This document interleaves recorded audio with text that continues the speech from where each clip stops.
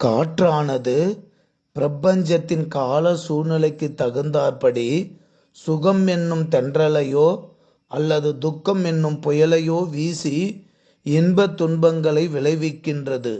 அதுபோல ஆன்மாவாகிய நாமும் நம்முடைய குணத்தினாலே இன்சொல் மற்றும் நற்செயல்கள் அல்லது தீய பேச்சுகள் அல்லது தீய செயல்களை செய்து இன்ப துன்பம் என்னும் புண்ணிய பாவங்களை அனுபவிக்கின்றோம் என்பதனை உணர்ந்து இறைவன் தந்த ஞான அறிவால் நற்குணத்தில் மட்டும் பழகி இன்சொல் மற்றும் நற்செயல்களை மட்டும் செய்து ஆன்ம முன்னேற்றத்தை அடைவோம். அதாவது இறைவன் தந்த மெய்ஞான அறிவால் அக்கடவுளின் பேரின்ப பெருநிலையினை அடைந்திடுவோம். ஊக்கம் திரு அருட்பா.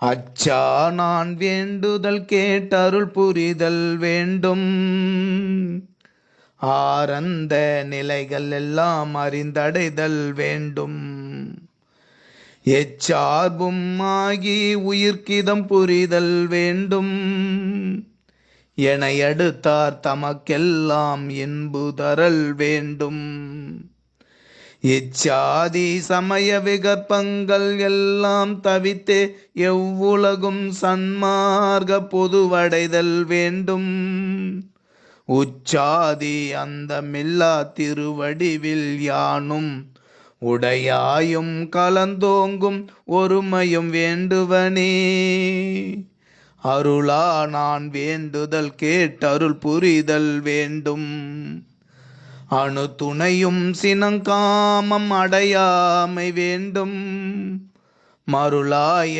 உலகமெல்லாம் அருள் நீங்கி ஞான மன்றிடத்தே வள்ளல் உனை வாழ்த்தியிடல் வேண்டும், இருளாமை உறல் வேண்டும், என அடுத்தார் சுகம் வாய்த்திடல் வேண்டும், எவ்வுயிரும் இன்படைதல் வேண்டும், பொருளாம் ஓ திருவடிவில் உடையாயும் நானும் புணர்ந்து கலந்து ஒன்றாகி பொருந்துதல் வேண்டுவனே.